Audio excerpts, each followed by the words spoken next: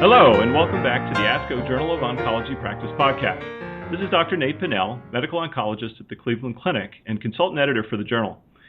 Does palliative care have a branding problem? It seems almost every month another study is published showing the benefits of palliative care in cancer patients, and yet palliative care remains underutilized nationwide in practice. My guest today has some ideas on this topic and how the field of palliative care might overcome barriers to wider use.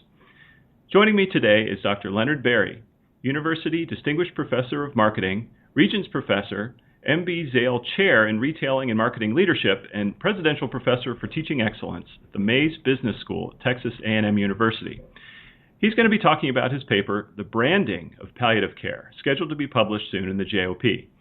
Dr. Berry, thanks for joining me. Oh, you're welcome. I'm looking forward to our conversation, Dr. Pinnell. This paper really jumped out at me as a really interesting concept and something I haven't really seen in an oncology journal before. So why don't you tell me, why do you think the field of palliative care has a branding problem? How is the branding now compared to the way it should be? I've become fascinated in this research on cancer care with palliative care, because here I see, from my background as a consumer advocate and proponent, I see this wonderful service that benefits the patient, a seriously ill patient. It benefits the family, and it certainly benefits the oncologist caring for the patient. And yet it's underutilized, seriously underutilized in this country. And as I started to learn more about that, I realized that a big factor here is marketing, is branding. That we have a branding problem with palliative care, and so that got me interested in this issue and led to the paper that's coming out in Journal of Oncology Practice. And so it's branding is a fascinating thing because I don't think in the medical field we really think about that very much, but it makes sense when you think about it. So this is definitely more of your area of expertise than mine. So when you talk about the steps to building a better brand and how you might apply them to palliative care, can you kind of take us through that? Yes. In our paper, and I wrote the paper with two co-authors, one of which is a palliative care physician. We discussed three key steps to improving the branding of palliative care. The first is developing a new brand name while retaining the clinical name, palliative care. Palliative care as a clinical name is appropriate. It is the name of the medical specialty. It's neither practical nor necessary to change the clinical name.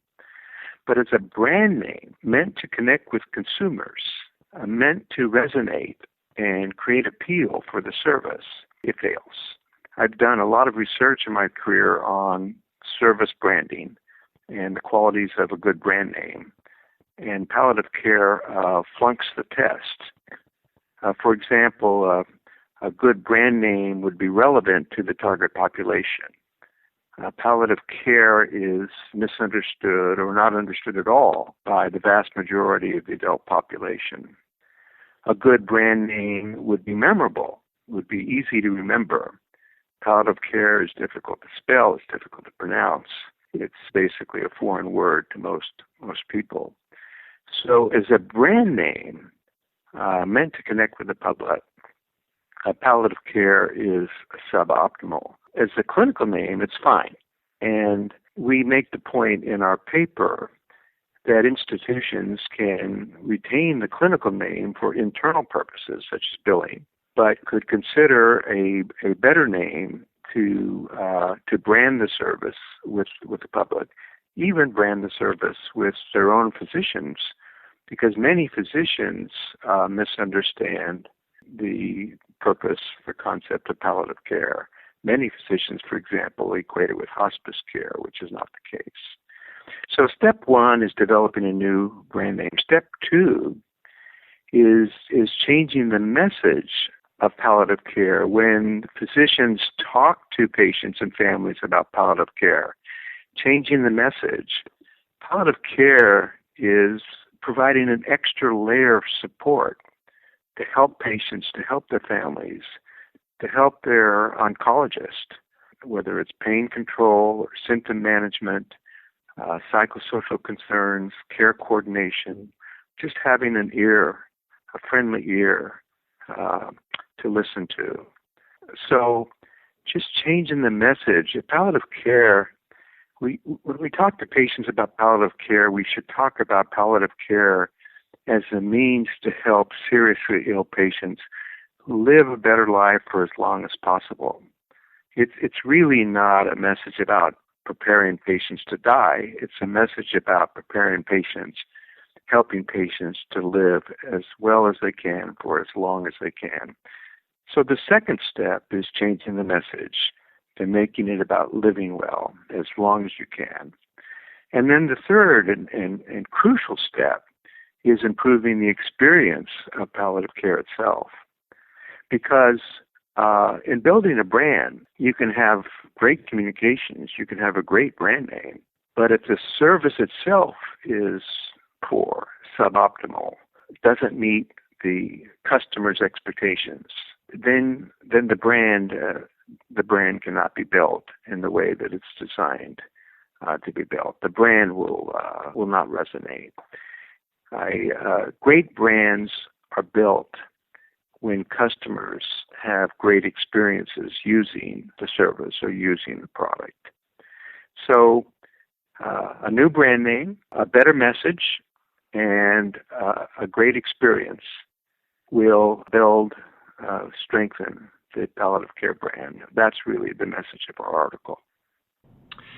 No, I think that in the article that comes across really well. I thought the naming is something I've even discussed with some of my colleagues, and the perception within the medical field of the name palliative care and what that means to individual doctors. And of course, when you talk about a brand name and a consumer, there's two different consumers for this. One is the patient, of course, and they may not even have an understanding of what palliative care means, but the docs probably do. And I guess I wonder if the name might be more important to that consumer, the docs, in order to reframe this from the negative association with hospice, as you pointed out, to something more positive. And so, one, do you think that really is the major audience for this? And two, do you have any suggestions for what kind of name change they could use? Dr. Pinnell, we cite a really good study that was done, a pre and post study that was done at MD Anderson Cancer Institute, and with their physicians, with their cancer physicians, about the name.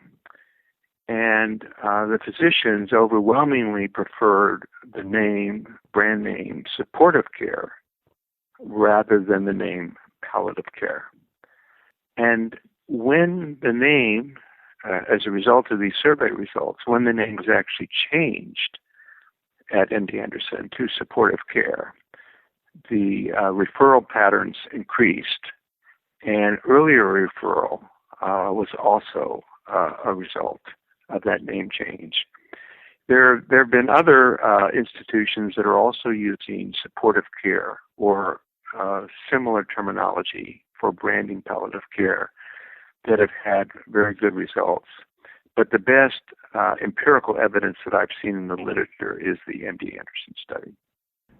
And on the third part, when you're talking about enhancing the experience, I thought it was really interesting. You sort of ended your paper talking about improving the kind of word of mouth recommendations, as opposed to, educating the practitioners in a hospital, but actually getting word of mouth from the families and the patients themselves as leveraging marketing. And that, I have to admit, is not something I was really thought about much in terms of medical care.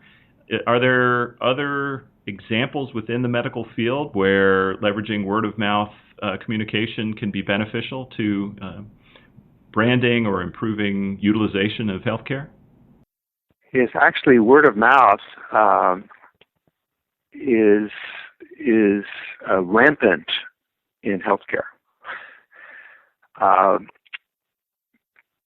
people talk to other people